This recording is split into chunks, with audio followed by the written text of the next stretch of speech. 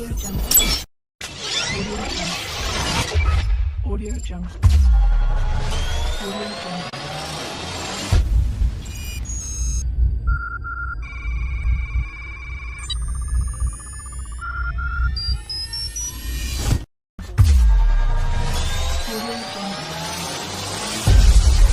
Audio Jungle.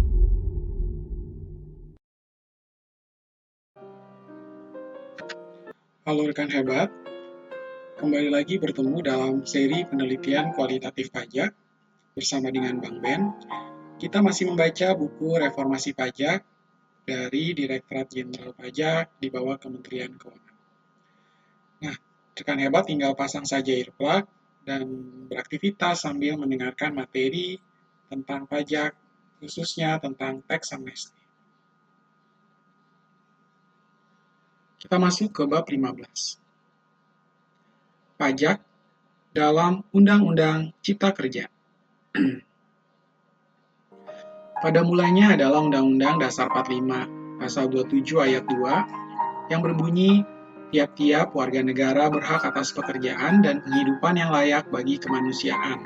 Karena itu, dalam penjelasan Undang-Undang Nomor 11 Tahun 2020 tentang Cipta Kerja disebutkan, negara perlu melakukan berbagai upaya atau tindakan untuk memenuhi hak-hak warga negara untuk memperoleh pekerjaan dan penghidupan yang layak.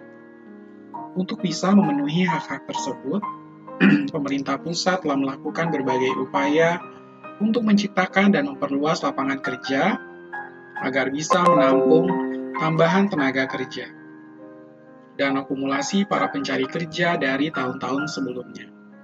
Namun disebutkan dalam penjelasan Undang-Undang Cipta Kerja bahwa pertumbuhan ekonomi selama 2015-2020 hanya berkisar 5%, sehingga penciptaan lapangan kerja baru semakin terbatas. Pertumbuhan ekonomi Indonesia PDB 2014 sampai 2020 dalam persen. 2014 5,02%, 2015 4,88%, 2016 naik lagi 5,03%, 2017 naik 0,04 menjadi 5,07%, 2018 naik 10%, 0,10%, 5,17%, kemudian 2019 5,02%, turun lagi, dan 2020 mengalami penurunan sampai minus 2,07 karena akibat pandemi COVID-19. Ini sumbernya adalah dari BPS. Dengan pertumbuhan yang relatif stagnan di kisaran 5%, sulit bagi pemerintah untuk menampung tambahan tenaga kerja baru. Data Badan Pusat Statistik atau BPS seperti ditunjukkan pada tabel 2 bahwa rata-rata tambahan tenaga kerja baru pada kurun 2014-2020 mencapai 2,1 juta orang per tahun. Selain itu, pada kurun waktu yang sama, jumlah pengangguran selama 2014 sampai 2020 relatif tidak banyak berubah, yakni di kisaran 7 juta orang per tahun. Diperlukan tingkat pertumbuhan ekonomi yang lebih tinggi agar penyerapan tenaga kerja bisa lebih besar. Jumlah angkatan kerja dan jumlah pengangguran juta per orang. Mulai dari 2014 sampai 2020. Ya, dalam jumlah angkatan kerja, tambahan tenaga kerja baru, dan jumlah pengangguran. Bisa dilihat. Untuk itu diperlukan investasi yang lebih besar dibandingkan dengan jumlah investasi selama beberapa tahun terakhir dalam kurun waktu 2014-2020. Sebagai gambaran, seperti dituliskan dalam penjelasan Undang-Undang Cipta Kerja, realisasi investasi pada 2018 mencapai 721,3 triliun rupiah dan pada 2019 sebesar 792 triliun. Data Badan Koordinasi Penanaman Modal atau BKPM menunjukkan bahwa realisasi investasi pada 2016 dan 2017 masing-masing 692,8 triliun dan 678,8 triliun rupiah. Pada saat Undang-Undang Cipta Kerja dirancang, situasi Indonesia sedang tidak baik-baik saja. Pandemi COVID-19 tengah menyerang dunia termasuk Indonesia. Pembatasan sosial di level daerah, nasional, dan internasional mengakibatkan kegiatan produksi dan konsumsi menurun drastis. Perekonomian pun terguncang. Untuk pertama kalinya sejak krisis moneter 97-98, Indonesia pada 2020 kembali mengalami resesi dan baru berakhir pada triwulan 2 2021. Kondisi tersebut mengakibatkan banyak terjadi pemutusan hubungan kerja atau pemangkasan jam kerja. Pada Agustus 2020, tingkat pengangguran melonjak tinggi, yakni mencapai 7,07% atau 9,77 juta orang, atau bertambah 2,67 juta orang dalam setahun. Tambahan jumlah pengangguran ini lebih besar dari serapan tenaga kerja baru per tahun pada masa-masa sebelum pandemi. BPS juga mencatat 1,77 juta orang tidak bekerja, sementara dan 24,03 juta orang bekerja dengan pengurangan jam kerja akibat dirumahkan. Padahal pada saat-saat sebelum pandemi, tingkat pengangguran di Indonesia sedang dalam tren menurun. Pada 2019 misalnya, tingkat pengangguran di Indonesia berada di level 5,23%, turun dari tahun sebelumnya sebesar 5,34%. Pandemi COVID-19 juga telah mengakibatkan tingkat kemiskinan meningkat. Di tengah penurunan tingkat kemiskinan dari 11,13% pada September 2015 menjadi 9,22% pada September 2019. Tingkat kemiskinan per September 2020 kembali menanjak di angka 10,19%. Jumlah penduduk miskin pun meningkat dari 24,79 juta pada September 2019 menjadi 27,55 juta setahun kemudian. Itu sebabnya, seperti ditulis dalam penjelasan Undang-Undang Cipta Kerja, pemerintah perlu mengambil kebijakan strategis untuk menciptakan dan memperluas kerja melalui peningkatan investasi, mendorong pengembangan dan peningkatan kualitas koperasi dan usaha mikro, kecil, dan menengah. Untuk itu, diperlukan pertumbuhan ekonomi yang stabil dan konsisten naik setiap tahunnya. Banyak tantangan untuk mencapai tujuan-tujuan tersebut. Kondisi perekonomian global masih dipenuhi ketidakpastian dan perlambatan akibat pandemi. Dan pada saat yang sama, seperti disrupsi digital yang melaju semakin cepat.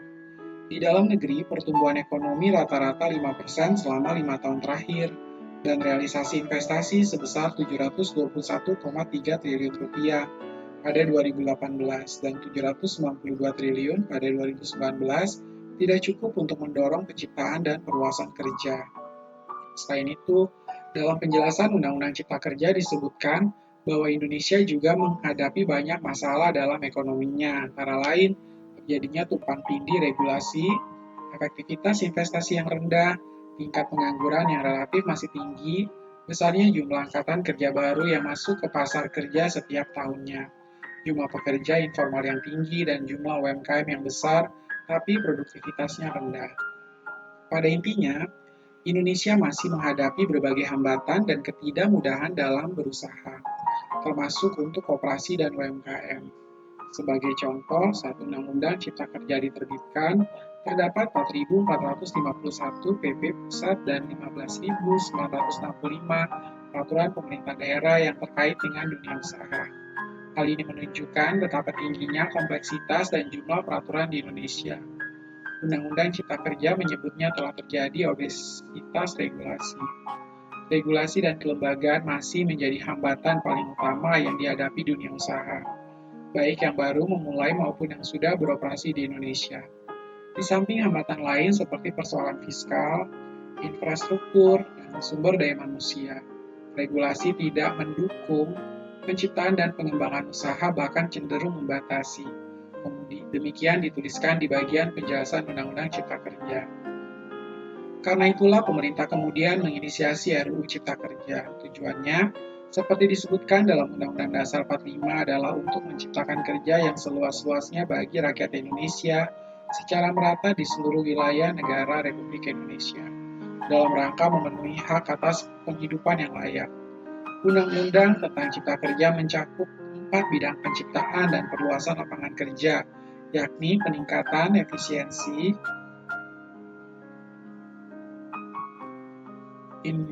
peningkatan ekosistem investasi dan kegiatan berusaha, peningkatan perlindungan dan kesejahteraan pekerja, kemudahan pemberdayaan dan perlindungan koperasi dan UMKM, dan peningkatan investasi pemerintah dan percepatan proyek strategis nasional.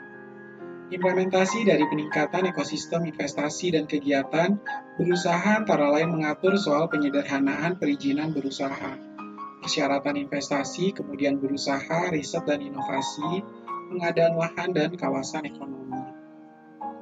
Sementara itu, peningkatan perlindungan dan kesejahteraan pekerja dilakukan dengan perlindungan pekerja dengan perjanjian waktu pekerja tertentu, perlindungan hubungan kerja atas pekerjaan yang didasarkan alih daya, perlindungan kebutuhan layak kerja melalui upah minimum, perlindungan pekerja yang di PHK, dan kemudian perizinan bagi tenaga kerja asing yang memiliki keahlian tertentu.